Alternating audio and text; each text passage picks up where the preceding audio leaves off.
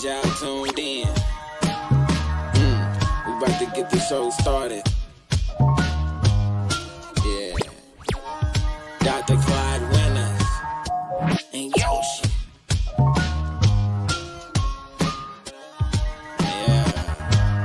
Yeah. Then and now. We talking about back in the day and right now. Yeah.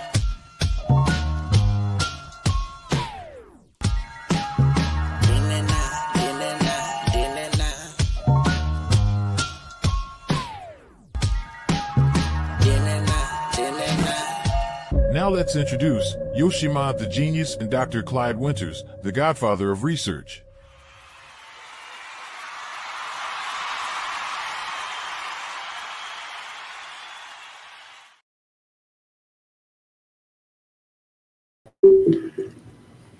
What up, though? What up, though? What up, though? How's everybody doing? Thank you for showing up to join with me again tonight on Then and Now. Yes, then and now, then and now. As you know, then and now, we like to talk about things that happened in the past and how they relate to today. Yes, today, you know. Today, I want to talk about Black women. You know, a lot of times, our women have been ignored. And one of the reasons that our women have been ignored is because the fact, in a sense, is that to many people,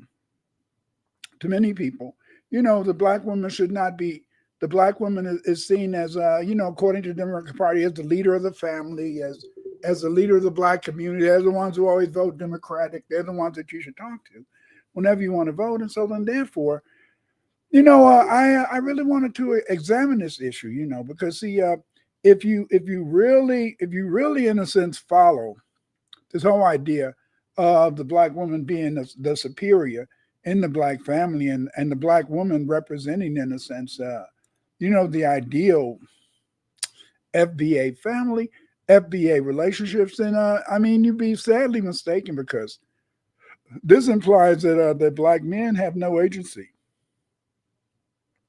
This implies that Black men are just sitting around waiting and not really, in a sense, really participating. But we know this is false. You know, just like they try to play up the fact that Black women voted a lot for Kamala in the last election, but Black men voted for Kamala too. Those people who voted, most of us were like me.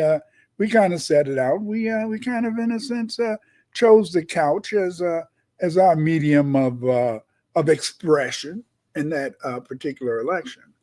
But the fact remains, in a sense, is that our women are very important to us. And what I want to talk to tonight is I want to do a little discussion of some of the influence of the foundational Black American women on this society. You know, then and now. You know, because see, back in the day, as I said earlier, you know, Black women were mainly domestics, and that's what my grandmother did. In fact, that was how we were able to, my family was able to move up to the north, Chicago, from Mississippi, because my grandma could get a job as a domestic. And as a domestic, she cleaned homes, cooked meals. Oh, she was a super cook, man. She could make these rolls. These rolls were so good and so buttery that they would melt in your mouth. I'm not playing. Her rolls would literally melt in your mouth because they were just so delicious, so good. And I used to really love the whole idea of being, of what a kind mom, grandma that I had. It's thank you, Star, for the Cash App. And again, in a sense, is that these are things that we need to do, we need to know. And we all love our moms, but some of us, because of the fact that our moms had a tendency, our moms in the FBA family had a tendency to kind of want to, baby their boys, in a sense, and protect us. Oh, yes. That was not always apropos, but they knew, in a sense, that when it came to gaining acceptance in the real world, when it came to really being able to be a success in the real world, black women had it a little bit easier. So they wanted their sons, they wanted us, yes, they wanted us to be strong, they wanted us to be independent, but they also recognized that sometimes we might need a little bit helping hand, we might need a little bit push to the forefront, because the fact, in a sense, is that there were and still is a lot of obstacles to the success of many black men. In fact, I hate to say this, but today, black women hire black women. Black men hire black women. White men hire black women. Sadly, unless the average man, and this is very sad, unless the average brother is hired by a white woman, he won't even find a job. Yes, a lot of times, in a sense, it's the white women that are hiring black men, because the fact, in a sense, is that everything is kind of negative. Everything is out there is kind of inappropriate. So then, therefore, in a sense, we have to try to we have to try to work a little harder. But tonight, I have a short presentation. I'm just going to discuss, in a sense, the whole idea of economic equity. I don't want to call the advancement of the black women equality, because no person is equal. Equality does not exist. Why? Well, equality cannot exist mainly because of the fact is that equality implies that everybody can be equal. There's no way that everyone can be equal, because some people have more money than other people. Some people have use of their limbs, whereas other people don't have use of their limbs.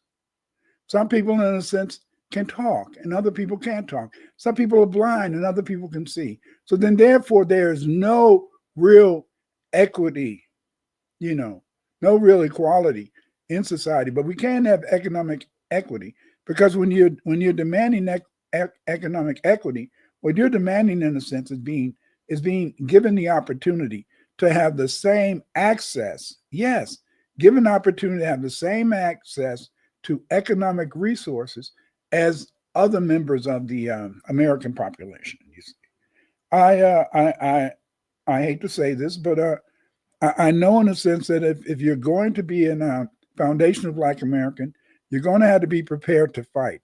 And this fight is a fight, in a sense, is that you're going to always be engaged in this struggle, because the fact, in a sense, is that they're not going to give us anything. See, they're not going to give us anything because of,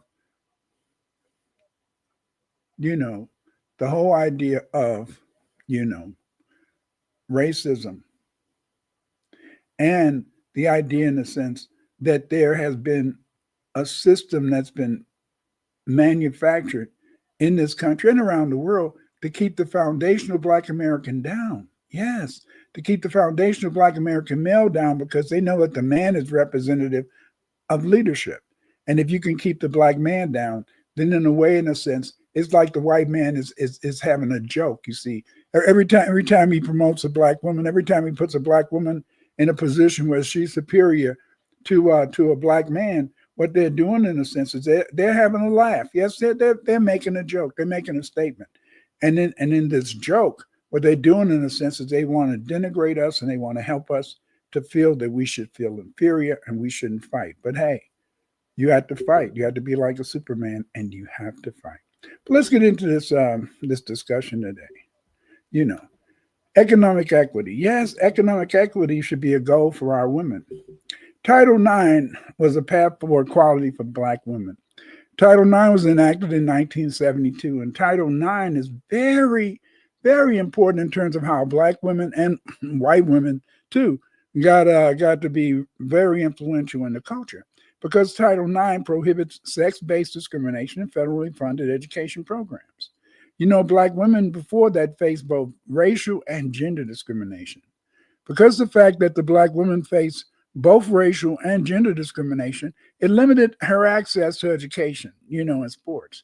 Back in the day, in the sense is that, yes, Many black women, because of the fact that they couldn't get jobs in factories that were mainly held by men, you know, and they couldn't, in a sense, get jobs in these places where it took a lot of, what they felt that only males could do.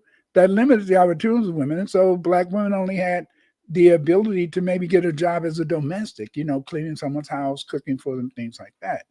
But see, Title IX, it created opportunities for the black woman, not only in a sense for careers in business, but also in academics, athletics. Black women had a path to, in a sense, equality. Again, as I said before, I don't like to use that word equality because equality implies everybody being equal. And as I said earlier, there's no way that everybody will be equal because of the fact, in the sense that some people are blind, some people are deaf, some people are handicapped. So then therefore, in a sense, they can never be full equality. But in a sense, we could seek equity for everybody. Before Title IX, black women had limited access to higher education. But as a result of Title IX, there was increased enrollment of black women in colleges and universities. Because see, this Title IX opened a pathway for black women in science, technology, you know, engineering, law, medicine, and business. Yes, all these things were made possible. And see, this not only in a sense led to many black women being able to attend historically black colleges and universities, HBCUs, which saw increased support for black female students. We also see that many black students generally, but especially black women, was moving into in a sense a lot of the public and private white institutions, and yes, um, black women have usually sought more higher education than black men because of the fact that a lot of times many black men didn't have the patience to possibly you know, take that 4 years or 5 years to get a college degree. Instead, many men felt that if they could get a job in industry, a job at a factory, that this would, in a sense, allow them to be able to earn a wage and they could take care of their families and take care of themselves. So again, in a sense, that education was an area in which many foundational Black American women sought to advance in. Before Title IX, Black women had fewer chances in sports. But as a result of Title IX, there were increased scholarships and resources for Black female athletes. More Black women excelled in track and field, basketball, and other sports. Legends like Serena Williams and Simone Biles benefited from expanded opportunities. Granted, Serena Williams, she wasn't, in a sense, a university girl, but we do know that Simone Biles has played an important and tremendous role, not only in a sense in you know the Olympic sports, but also in college sports. I mean, I saw a video the other day, and they were showing some of these sisters who are in track and field, and showing some of the sisters in gymnastics. I mean, just the choreography that these ladies is doing is just so magnificent. It is so wonderful. But again, in a sense, that's because they're putting their stamp. Yes, they're putting the FBA stamp on gymnastics, the FBA stamp on sports.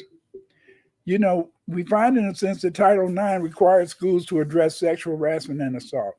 Black women often face high rates of gender-based violence, you know, back in the day, and see, this gained them legal protection. This legal protection created a safe environment in schools and workplaces for Black women, and this was necessary. I mean, even back in the day, many white people. I remember when I was I got my first job when I was what, 17, 18.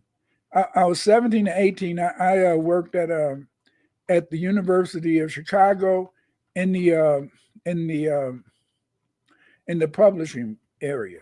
What they did is they used to publish pamphlets and brochures for the school, and I worked in that. I had a job in that area, and it was really kind of sad that many other supervisors, they would go around and touch the Black women on their buttocks, and then the Black women just okay, just smile and shit. So a lot of times, in a sense, a lot of sisters were harassed on these jobs, but they had to take that harassment, they had to take that abuse because of the fact, in a sense, They wanted to have a job so that they could be successful. But what happened is that Title IX stopped a lot of that stuff, because Title IX gave women an opportunity to be able to pursue, in a sense, an opportunity to fight this type of harassment. And I'm saying they always fought it.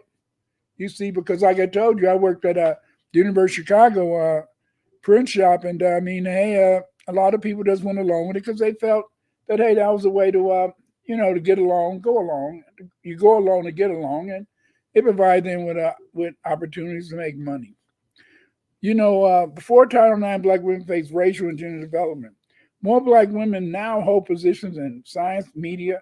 Notable Black women are also in leadership, like Kamala Harris, Michelle Obama, Ursula Burns, and others. Yes, Kamala Harris, yes, no matter what you want to say, yes, she's an East Indian Black, but she's still a Black woman. And, we have to look at the fact that she represents, in a sense, not foundational Black American women, but she is a Black woman. So let's give her that credit. Title IX, in a sense, made it possible, in a sense, for more women to get scholarships and move up. But you have to remember that although Title IX has made things much better for women, disparities still remain in funding for women's sports, especially at HBCUs. Black female coaches and leaders still face challenges in male-dominated fields, and the fight for racial and gender equality has not ended. Black women still have to fight to be respected, still have to fight to be seen as being equal, not only in a sense to white women, but to everybody in this society, because they still feel that in a way that we're the others, and because they feel we're the others, they feel that there should be a purposeful desire to keep us back, to hold us back, to keep us from being able, in a sense, to be all that we can be and do all that we can do.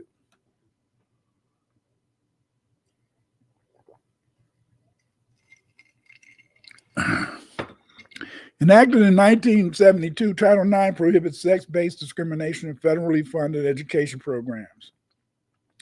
Black women, though, have faced these barriers. This allowed them to get into schools and stuff like that.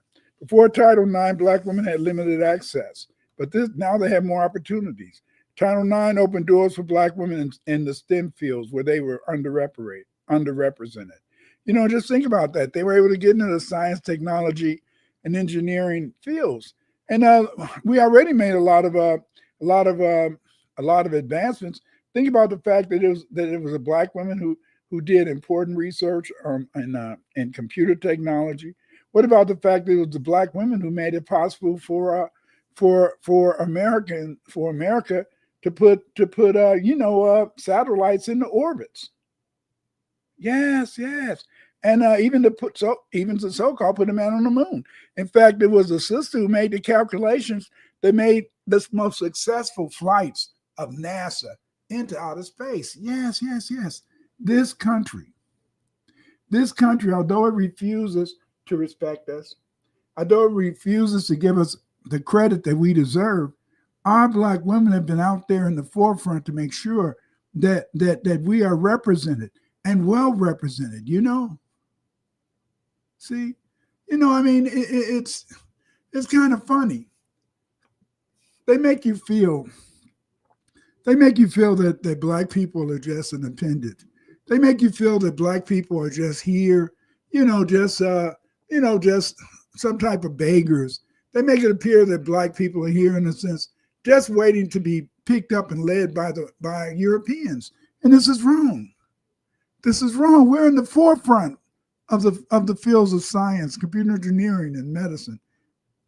The only problem is that often they won't allow us to be given our due respect, especially our women. Title IX increased access of Black women to legal education, law careers. There's more Black women becoming attorneys, judges, and legal advocates. And has increased Black female leadership in criminal justice reform. Granted, I'll admit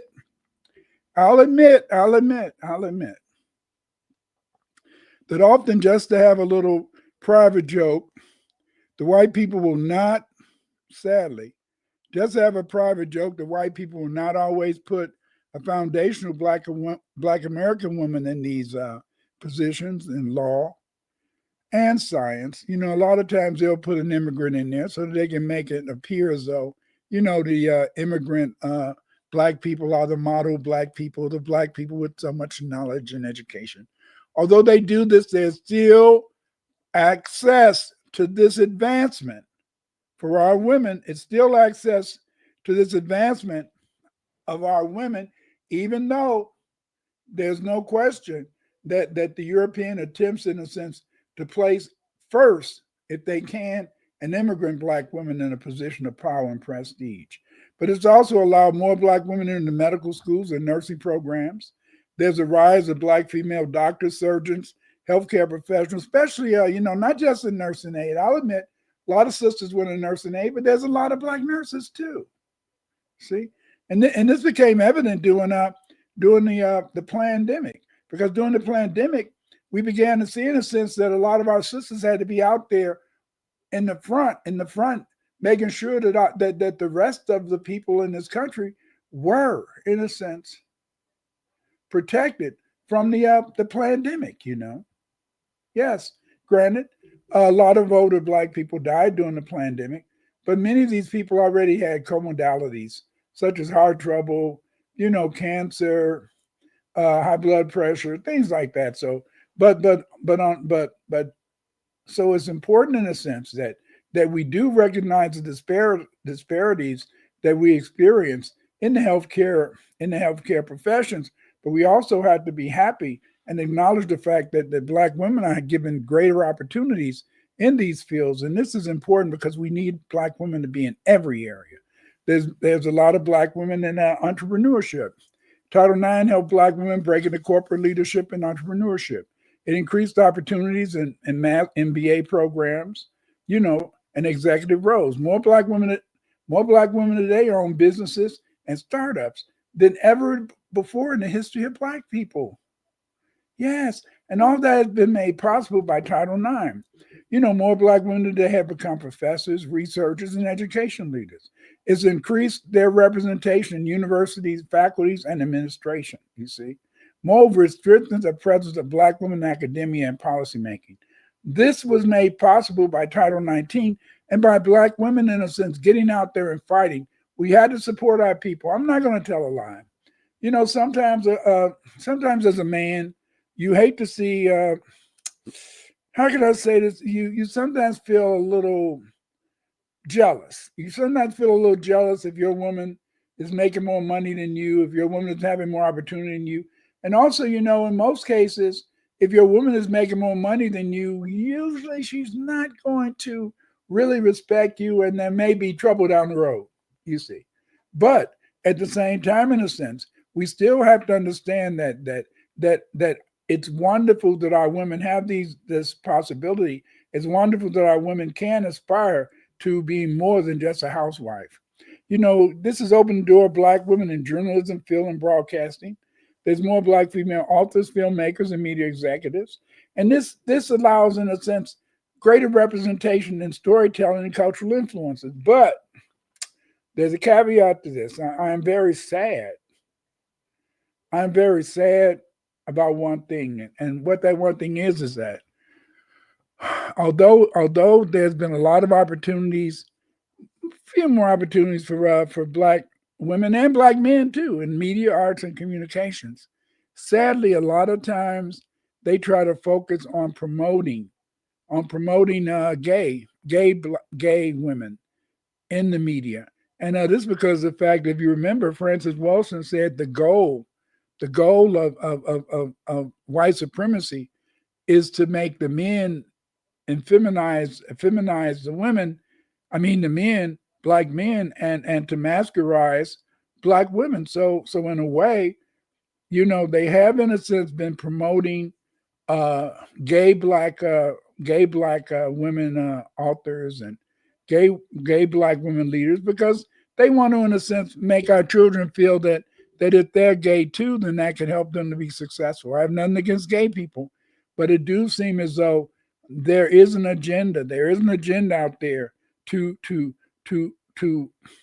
purposely, purposely, purposely allow us to see certain images, and purposely to see images in a sense that hold us down. You know, and because it still remains a fact that, just as Kay says, is that they're the first to be fired over white men. Yes, yes, yes. You know, and but we have to also acknowledge the fact that there are a few more opportunities. And it's a fact that we have to make sure that we go forward and try to, in a sense, manufacture more opportunities for the race, not just black women, but also black men. Also, you see some black women in sports management, athletic careers. Title IX expanded black women roles in coaching, athletic training, and sports administration. There's more black female analysts, commentators, executives. You can see that on ABC when they do the when they do the national basketball games. A lot of times they have white women, I mean black women, or women generally, black women who are engaged in talking about these sports. We also know that now we have the female basketball league, where a lot of black women are becoming millionaires, and this is wonderful. It's wonderful because, see, having the opportunity to be in sports, having an opportunity in a sense to be entrepreneurs, having opportunities to start their business is putting more money in the hands of black women. And this means when there's more money in the hands of black women, that means that there's going to be more money for our children to pursue their dreams. Yes, yes, yes, yes. And because, see, it encourages fair treatment. But see, I want to tell you like it is. You know, I I I had a lot of dreams, and I was lucky in a way, is that I wanted to be two things when I was a kid. I wanted to play football, and I wanted to be a researcher. You see, and I got to do those things, but but they were made possible because of the fact, in the sense, is that luckily black men and women rioted, and when black men and women burned the cities down, when they burned the west side of Chicago and other places, the white men said, we better get these black people something. And that allowed me to get my dreams. And what that means, in a sense, is that, yeah, people say, oh, Clyde, Dr. Winters, are you trying to say that the only way that black people can get something is that they should be burning down their communities? No, I'm not saying that. I'm not saying that you have to burn down your communities to get some, but I will say this, that if you're not militant, and if you're not fighting, and that may mean going to court, using the laws in this country to further our success, to further our well-being, then you have to do this. But you're not going to get anything as an FBA man or woman in this country without fighting for it. You have to fight for it. You have to make sure that you fight to get that. And the way you fight that is that you try to push forward, you try to go for it, and then if there's an obstacle, and if it's a court that's holding you back, you do that. If it's other things, you have to try to fight to overcome those things. You see, but they're not going to make things easy for you. There's a lasting impact, in the sense of Title IX, on black women careers. It increased the access of black women to education, scholarships, career opportunities. There's more black women in leadership roles across industries. The fight for equity continues, ensuring black women have equal opportunities in all fields. Increased access to education, sports, all of this comes from Title IX. And this is one of the reasons, in a sense, is that we have to make sure that we support our women, and we have to make sure, in a sense, that we let them know that we're behind them. Yes, we have to let them know that we're behind them. Granted, true. And just as Kay says, our men injected us from birth. Our men injected use from birth. No, I don't understand that. I don't understand, so I can't ask. But again, we are the first to be fired over white men. That's true. But the thing is, this is that we have to fight. We have to make sure that we go forward. I love your ability, Casey. I love your ability to share all FBA issues. Thank you, brother. Thank you, Kay, for your support. No, these are things that need to be discussed. You see, they need to be discussed. We're always waiting. We're always waiting for Europeans to lead discussions about us. We're always waiting for Europeans, in a sense, to tell us what we need to know, to tell us what we need to do, and that's wrong. You know, it is positively wrong. What we have to do is we have to do this on our own. And see, much of this comes from the fact is that we don't do our own research, and the reason we don't do our own research is because we don't know how to do research. A lot of times, in a sense, our scholars have let us down. I'm sad to say that a lot of Black people, yes, a lot of Black people in this country, they have failed, in a sense, to really get out there and push forward an agenda that makes it possible for our women to be given the credit and the great treatment they deserve. A lot of our ancestors, what they do, in a sense, what they do is that they refuse to really acknowledge the fact is that there's a need for economic equity. There's a need for our women having the same opportunities, and yet, yes, you feel a little bit sad when you see your woman having more, and you may feel your woman. Yes, I'm not going to tell a lie. When your woman's making more money than you, it does make you, in a way, feel, in a sense, that maybe your woman's going to leave you. And then some people can become very aggressive. Some people can even become very violent. And I don't support anybody beating a woman. I don't support anybody hurting, you know, our women. But you have to, in a sense, understand that we have to support each other, you know, because they sold us because of CAIDS, culturally acquired immune deficiency syndrome. Our identity and our culture as Black foundational Americans. Yes, yes. Wars between Black Indians and whites were manufactured to produce Black slaves for whites. The English, the French, and the Dutch provided the Native Americans with guns, rum, and cheap goods to purchase Native American Indian slaves. Between 1670 and 1720, many Black Native Americans were enslaved. The Black Native Americans were sold into slavery throughout the 13 colonies, Mississippi Valley, Canada, and the British West Indies. The majority of Black Native Americans sold into slavery by whites and Indians. Slave traders were the Choctaw, the Yamasee, and other Carolina tribes. Yes, yes. Many of these tribes, like the Mandi, Mandinga, you know, many of these tribes, we've lost their names. And their names have been lost to history because of the fact, in a sense, that when the European came, as he conquered these Black Indians, he just made them slaves. And so over time, in a sense, their nations disappeared. Over time, in a sense, their history wasn't recorded. Over time, they were even able to deny that Aboriginal Blacks even existed in America. They wanted to give our Aboriginal ancestors gifts. And the only problem with the gifts that they gave us was that often these blankets that they gave us carried smallpox. Yes, diseases. They also, in a sense, gave us another gift, rum, you know, fire water. And this rum caused an addiction among us. And in a sense, it led to a demand for guns because it incentivized Indian slave trading. Yes, the first slaves sold in America were Indians, Black Indians, selling other Black Indians to Europeans to work on their cotton, not on their cotton plantations, their tobacco plantations, their rice plantations. Yes, yes, yes. We sold each other over here, just like in Africa, because of the fact is that we failed to understand that we are one, we are one, we are one. We should be united based upon our identity and our culture as Black foundational Americans. Yes, yes.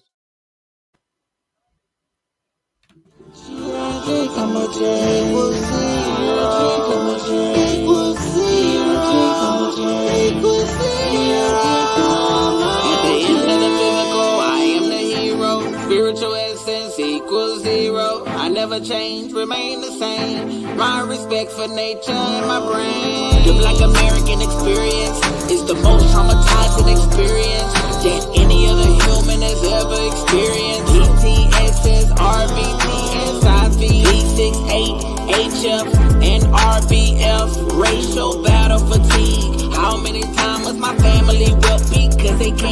Saw the rest on camera, offer us help. And I see us saying master help. Imposter syndrome, dead nature's they never wanted the mean, just wanted our wealth. Lazy, pathetic, inbred. Criminals, murderers, half dead. Straight out the ice age, on another masquerade. With one purpose to divide and conquer. Most of us come from a sunken place. Shadow work will return us back in shape. Back then, even now, they still a best. And I upgraded and I remain the best of best. Can't keep us from thinking. On the cool, we left they ship sinking. No religion, sex addiction, food addiction, death addiction, substance, self-help addiction.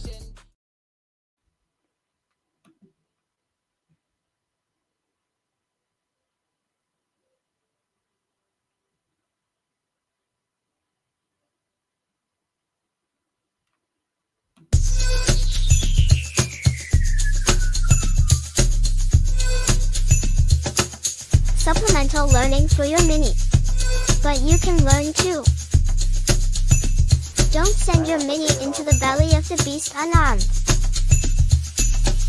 Courses, practical math, language, the code, our story and more.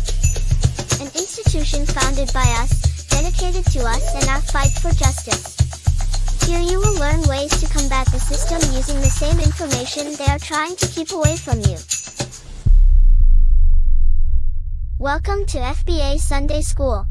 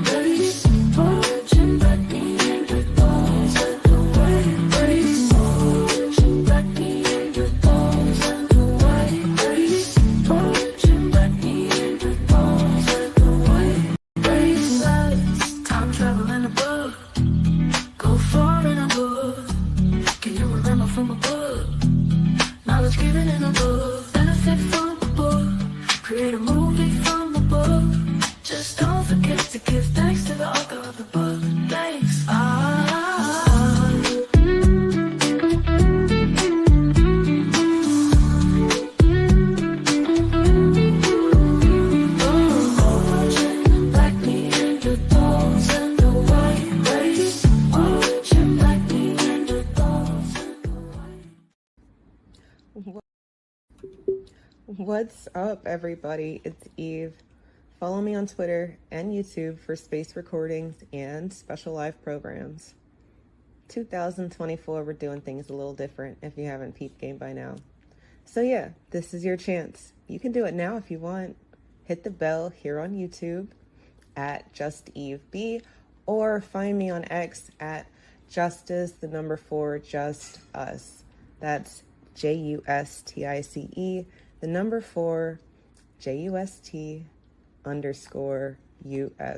And if you feel so inclined, support my channel and the work we do over here.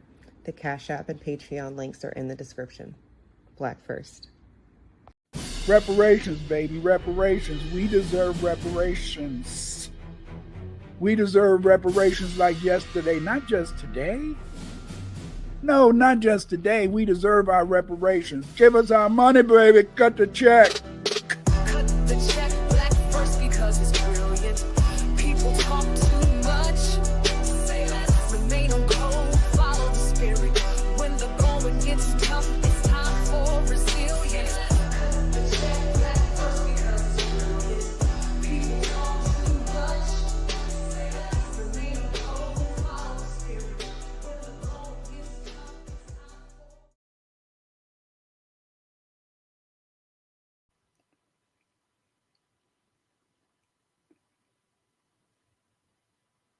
Yoshimar, the genius, is an FBA creator, who has contributed much to the world. This brother's made so many beautiful movies and videos that everyone should know the work of Yoshimar, the genius. Buy his books, support his videos. Go to gumroad.com. Yoshimar.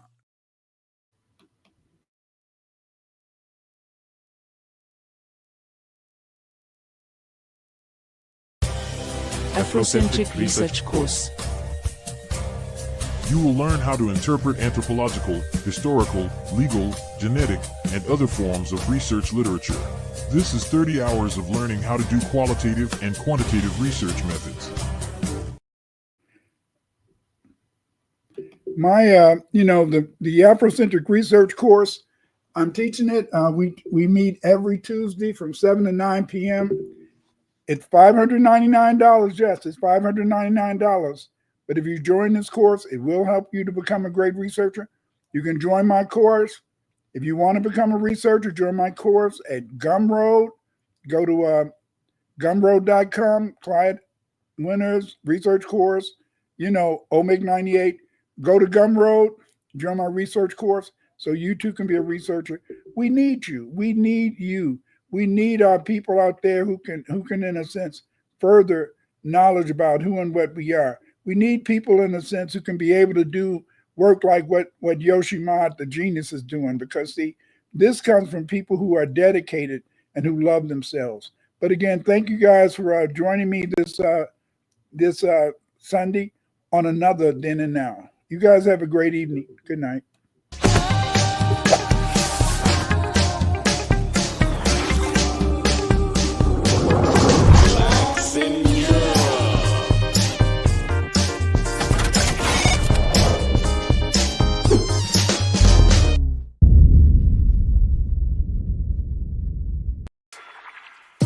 Yeah, right now, it's time to wrap everything up, you dig?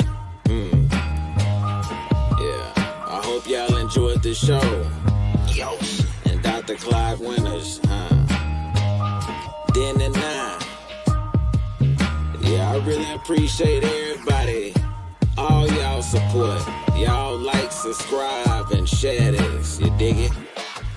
Yo, you've been invited to the Then and Now. Yeah, I hope you enjoyed the Then and Now. Yeah, Dr. Clyde Winters in the Yoshima. Intro, outro to the Then and Now. We gon' see it, so have Then and Now. Yeah, raise your head, why put them down? B1 on that Then and Now. FBA on that Then and Now.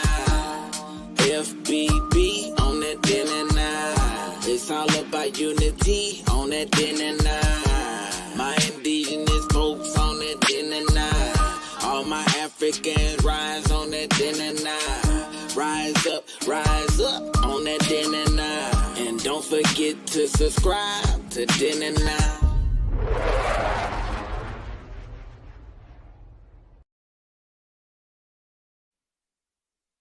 The only thing that can save you is B1, B1, B1. To fight Cage, you must